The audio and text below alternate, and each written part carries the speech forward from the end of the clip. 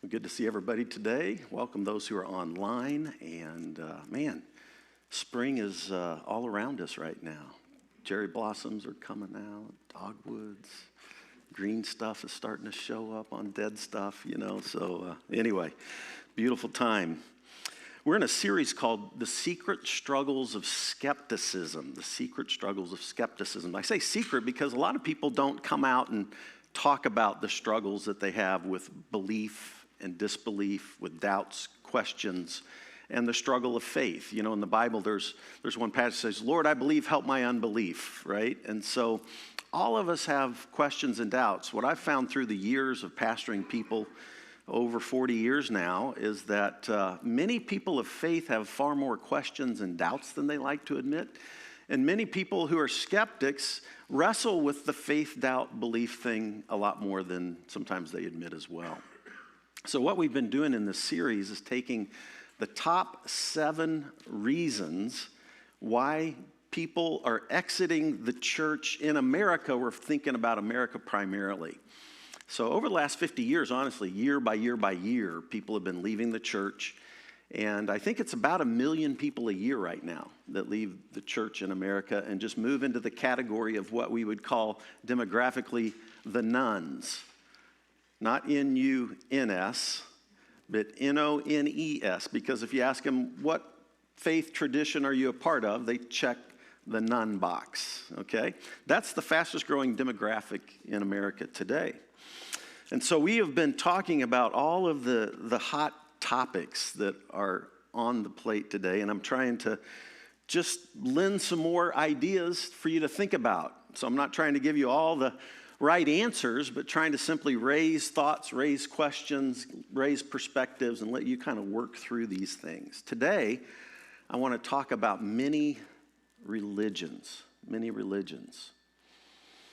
How many of you grew up in a church tradition that basically believed that your people were the only people that were going to go to heaven, and all the other people in the world probably are going to burn in hell for all eternity? Or purgatory. Purgatory. Yeah. The limbo state. Yeah, okay. Anybody? A few? All right. So I want to tackle this issue today and think about particularly how Jesus approached the issue of other faith traditions, okay?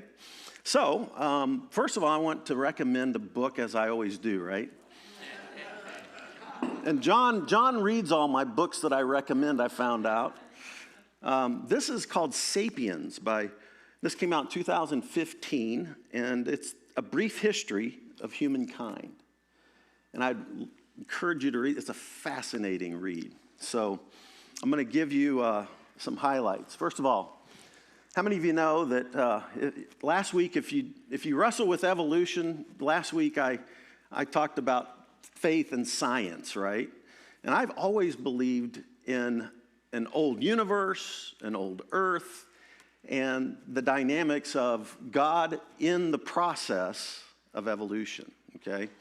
So many, many, many believers don't distinguish between what we might call a literal 6-day creation and an earth that is super, super old. I don't think Genesis 1, and I talked about this last week, is dealing about 6 literal days, right? So Homo sapiens, if you study this genetically, biologically, geologically, anthropologically, Homo sapiens have been around for about 200,000 years. There are actually precursors to Homo sapiens like Homo erectus, Homo Neanderthal, but Homo sapiens emerged out of East Africa. One of the oldest Homo sapiens was found in Ethiopia, and her name was Lucy. And I've actually been in the museum in Addis Ababa in Ethiopia and got my picture taken with the remains of Lucy, all right? I don't have them because back then when I was there, I didn't have a phone, and I don't have the photo. Anyway, it's on film somewhere, okay? But Lucy. Think about this for a minute. Homo sapiens around 200,000 years. The agricultural revolution took place about 10,000 BC, so about 12,000 years. Prior to that, everybody lived in tribes and were gatherers and hunters. They didn't even congregate in little cities or towns because agriculture is what ultimately brought people together in bigger communities like towns and cities, what we would call that today. If you think about then, 3000 BC was when writing took place. Writing was a technology. That's the beginning of civilization when people started writing. And that happened in Sumer in about 3000 BC, in Egypt about 3000 BC. So there's been language, alphabets, writing for about 5,000 years on planet Earth. If you think about Abraham was around somewhere about 2000 to 1600 BC. We don't know exactly how to locate him. But the father of the three monotheistic religions, Abraham, father of Judaism, Christianity, and Islam, lived about 2000 BC, okay? So that's about 4,000 years ago. Moses was around about 1300 BC, so Moses was around about, 3,000 years ago. Jesus came on the scene how many years ago? About 2,000 years ago, right? We date our 2025 now, right? In the year of our Lord. So about 2,000 years. So if Homo sapiens have been around for 200,000 years, Christianity has been on the planet for about 1% of the history of Homo sapiens. Just let that sink in for a minute, okay? So Jesus grew up as a Jew amongst mostly Jews, and he was a progressive Torah teacher. And on the occasions that Jesus bumped into people who weren't Jewish, what were Jesus's thoughts about some of those people? By the way, tribalism has been the primary means of community survival and thriving. If you look at how species thrive and survive, they almost always do it best together in community. Whether you're talking about trees, or whether you're talking about meerkats, or whether you're talking about Homo sapiens, all species tend to thrive and survive better together, okay? So one of the things about tribalism is that if you encounter somebody that's not in your tribe, many times they're perceived as what? The enemy. They're different. They're other. They might not eat the same foods that you eat. They might not dress the same way that you eat. They might not speak the same language that you speak. They are different. They look different. They might not be exactly the same skin color of you. And so, that's the enemy. It's a threat to our survival. And so this tribalism is rooted deeply in the Homo sapien experience. What did Jesus do? Well, first of all, think about when he first started in Luke chapter 4. After he came out of the temptation in the wilderness, he goes to the synagogue in Nazareth. He unscrolls the text of Isaiah, the Hebrew text of Isaiah, and he reads Isaiah 61. This is the favorable year of the Lord, the year of Jubilee. And this is good news to the poor. And he talks about how the Spirit of the Lord is upon me to really minister to those who are most vulnerable in society. The poor, the outcast, those that are struggling with issues in life. This is the good news that Jesus brought. And people were fine with that when he read that at first. But then he went on to say, hey, and by the way, this grace of God that is in Isaiah 61 is not just for the Jewish people. He mentioned that during Elijah's day, there was a Gentile woman who received the grace of God. And during Elisha's day, there was another Gentile woman that received the grace of God. Do you remember what happened when Jesus pointed that out to the Jewish audience in Nazareth? They all of a sudden got inflamed and want to toss him over the cliff. What was going on there? It was about the grace of God extending itself to another tribe that was different than this tribe. Now think about that. All of us have some sort of tribalism in us. We're all born with biases. We're raised up in a particular family, and we're not quite sure what to think about all those people around the world who are different than us, who eat different foods than us, who look different than us, and all that kind of stuff.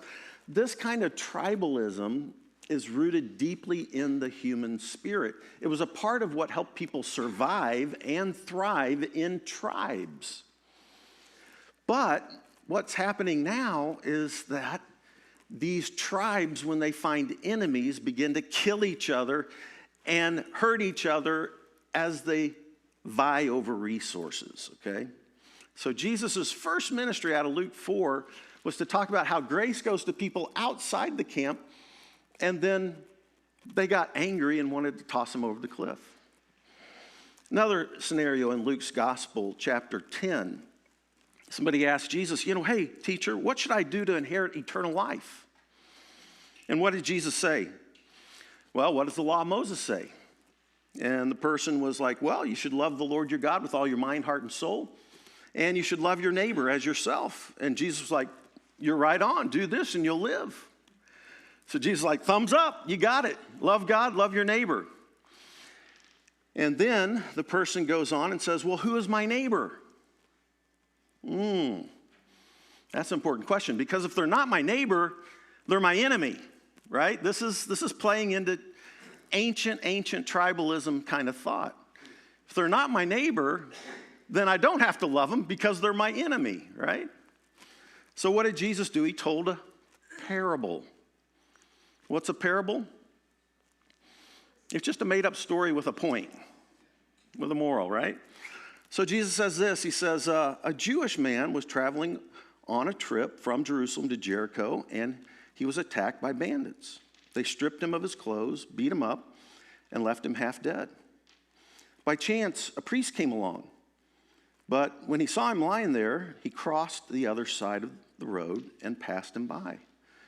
A temple assistant walked over and looked at him lying there, but he also passed by on the other side. Then a despised Samaritan came along. Outsider, tribalism, the other, somebody different, the enemy, the dreaded Samaritans. Southern Jews didn't really like northern Jews. Northern Jews spoke different languages. They were conquered by the Assyrians. They interbreeded with the Assyrians. And the southern Jews were the pure Jews, and so they didn't really like Samaritans very much. They were despised. They were the other. In some ways, they were the enemy, right? But a despised Samaritan came along, and when he saw the man, he felt compassion for him. Going over to him, the Samaritan soothed his wounds with olive oil and wine and bandaged them. Then he put the man on his own donkey, took him to an inn where he took care of him. The next day, he handed the innkeeper 2 silver coins. By the way, this Samaritan is risking his own life to care for this man. And he's using his own resources to care for this man who was other than him. He was the other. He's helping the other, the enemy, if you will. Take care of this man. If his bills run higher than this, I'll pay you the next time I'm here. So Jesus tells that story of the dreaded Samaritan acting in love. And what does Jesus say? Now, which of these 3 would you say was a neighbor to the man who was attacked by bandits? The man replied, the one who showed him mercy. And then Jesus said, now, you go and you do the same.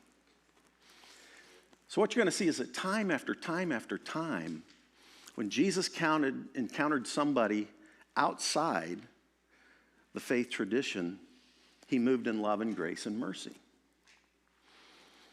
Think about Matthew 25 for a minute. This is the famous sheep and the goats story that Matthew records, that Jesus told. And if you remember, it starts out with this thing about, sheep and goats, and left and the right. And then Jesus tells another story, Matthew 25. And basically, he talks about a guy who does not treat the prisoner, the person who is hungry, the person who is thirsty, the stranger, which is the immigrant and the refugee, and the person who was sick. All of these people are kind of marginalized and on the edge. And Jesus goes through every one of these: hungry, thirsty, stranger, naked, sick, prison. And the people who ministered love and kindness to these people, what did Jesus say? When you've done it to the least of these, you've done it unto me. But if you've not done it to the least of these, then you've not done it unto me. And so then he concludes the story by saying, the people who serve the least of these, they're the what? The sheep in the story, and they go off to where? Eternal life. And then where do the goats go? The old cake song, you know, goats. Yeah, right, okay. Now, think about this for a minute. In every situation where Jesus brings up this idea of Gehenna, which was a trash bin outside of the city of Jerusalem, and that was used as a metaphor for like unpleasant things in the afterlife, okay? Every time Jesus did that, it was in this kind of situation where there were religious leaders who were not loving their neighbor, who were not caring for the vulnerable, for the sick, for the prisoner, for the orphan, for the widow. They weren't caring for those. They were doing religion. How many of you know that religion can be a problem? I remember when I was a teenager, I read a book called How to Be a Christian Without Being Religious. So I thought, oh, I want that. I was totally enthralled. That was one of the first books I read as like a 16-year-old follower of Jesus. How to be a Christian without being religious. When you think about religion, what do you think about? Say again? So, good rules or stupid rules? A lot of times you think about dogma. You got to believe these 25 things to be in the camp, right? So some people, because of that, have come to the conclusion that, kind of religion is sort of man-made, which is certainly true. But spirituality really is something that's of God, okay? And I've heard that many, many times in the 12-step world and the recovery world and all that kind of stuff. And so what happens is that people, and I'm not talking about the Jews in this context are just all of us, because we all are prone to this kind of behavior. We're all prone to care for only our little circle of friends, and then everybody that's different and on the outside, we really don't care much. And so what Jesus is trying to say is that, hey, folks, if that's the way you're living your life, you're not living in love. And God is love. If you're not walking in the way of love and caring for the most vulnerable, then you're not living out the very heart of God, which is love. So if you're not caring for the least of these, then you're not walking in love and you're not walking in God. What's so fascinating is that every time Jesus talked sternly, like in Matthew 25, the goats, it's always the religious leaders who are the ones who are the goats. I believe almost 100% that what Jesus is doing is using hyperbole to make a point. He's flipping out. Who thought up the whole idea of punishment after life anyway? It's actually not in the Torah. The most conservative Jewish people were the Sadducees, and they believed in Sheol, which was life after death, but it wasn't a place of punishment. But then between the Old Testament and New Testament, there was a group called the Pharisees, which kind of came up with this idea of an afterlife rewards and punishment kind of idea. So when Jesus brings this up, this doctrine of the Pharisees, where there's an afterlife of rewards and punishment, Jesus almost always flips it on the people that created that doctrine and says, hey, guess what? Because you're avoiding care for those who are the least of these, you're the goats. You're the ones that are going to suffer, and you're the ones that thought that thing up in the first place. So it's like Jesus is flipping the whole script just to make a point. What's the point? Love is the way. Love is the way. This is the point that Jesus is making. Jesus said this, I am the way, the truth, and the life. No one comes to the Father except through me. What's the way? At every point, it's love of God, love of neighbor, and, oh yeah, by the way, love of your enemy, which is the person that's outside the tribe, or the least of these, or the poor, or the vulnerable. This is the point that Jesus is trying to make over and over and over again. So what's Jesus calling us to do? He's calling us to love as a way of life everyone that we encounter. This is what Jesus is trying to teach. So every time Jesus comes in contact with somebody of the other faith, tradition, it's love, love, love, love. Anytime he comes in contact with people who are not loving the least of these or not loving the outsider, it's like, hey, guys, let me just remind you, that's goat behavior. That's the kind of things that goats do. The people who walk in love for all people, that's the things that sheep do. I don't know if that's the right use of the word. Did I use the wrong? What's a plural for sheep? Sheep.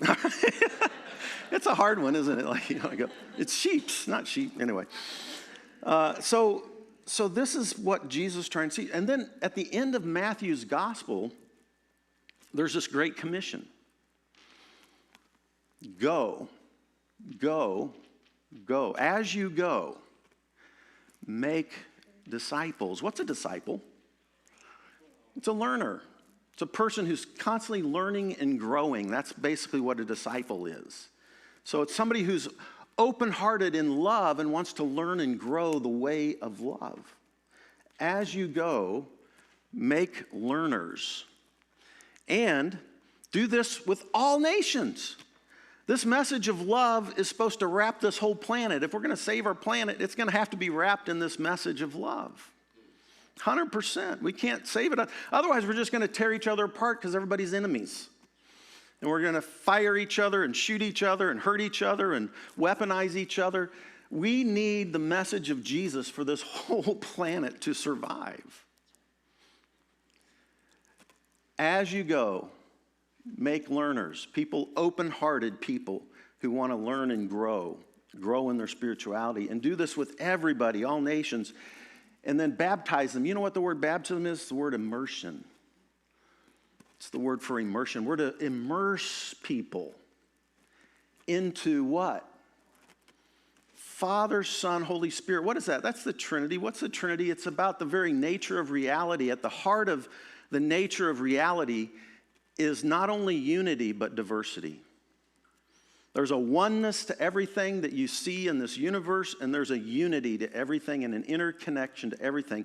And the very heart of God is unity and diversity. It's Trinity. This is what this is. So baptize, immerse people into the heart of a dance of diversity and unity, a beautiful heart of God dancing together in unity and diversity, and then teach them to observe everything I've commanded you. And what is that all about? Love God, love your neighbor. Oh, hey, if you run into somebody different, if you run into somebody that looks different, speaks different, acts different, has different food, different culture, different religion, different things, what do? You love, love, love, love. I was a religion major in college. I've been studying this stuff for decades. Some of my closest friends are Muslim, Buddhist, and Jewish, all right? So I have learned as much from my Muslim friends, my Jewish friends, and my Buddhist friends as I have from my Christian friends. And sometimes what I've learned from my Christian friends are the opposite of what Jesus teaches. Some of my Christian friends are like the goats who don't give a rip about the least of these. And then they judge everybody else who tries to love everybody But they're the ones at the right. They're the ones that got the doctrine. They're the ones that go into heaven, and everybody else is going to hell, and you're going, wait, you call yourself a Christian? What does Jesus have to say? Isn't a Christian supposed to follow Jesus? I'm just asking. So we have this really weird reading of Jesus that leads people to hate people. We have this really weird reading of Jesus that leads people to want to hurt people, want to dominate people, want to destroy people. It's not Jesus, man. We're talking about a progressive Torah teacher who laid his life down for all people, that all people might grow in love and wisdom and know God and love God and serve God and bring goodness to this world and bring beauty to this world.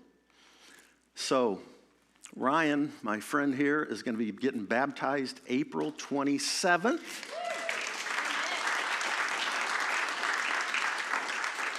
And I just want to, if you know anybody else who wants to join in this baptism, if you want to join in this baptism, please let me know, okay? Because we're going to do a baptism class before the baptism, like maybe the Sunday before is Easter. We're going to do it maybe that morning, early, okay? And anybody that wants to get baptized here, I want to encourage you to do that, because we're baptizing people into the Father, Son, and Spirit, unity and diversity, and into the way of Jesus. And we're supposed to share his teachings everywhere, which is all about love God, love your neighbor, and by the way, love your enemy, which always involves forgiveness and mercy and grace.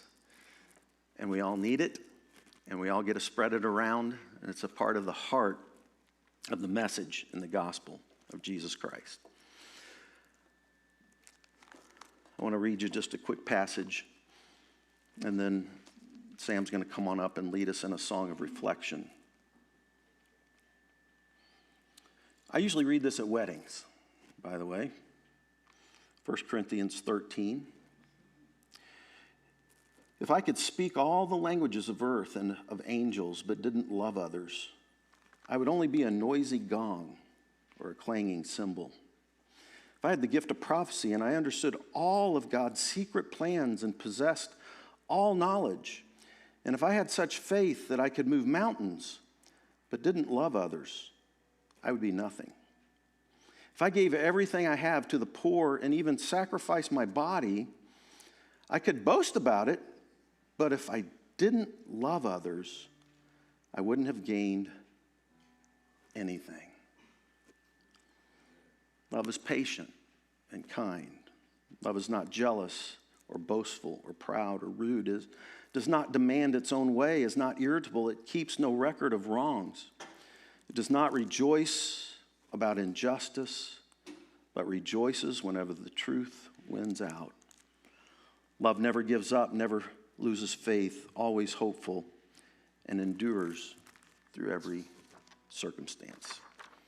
This is the life that Jesus calls us to walk out.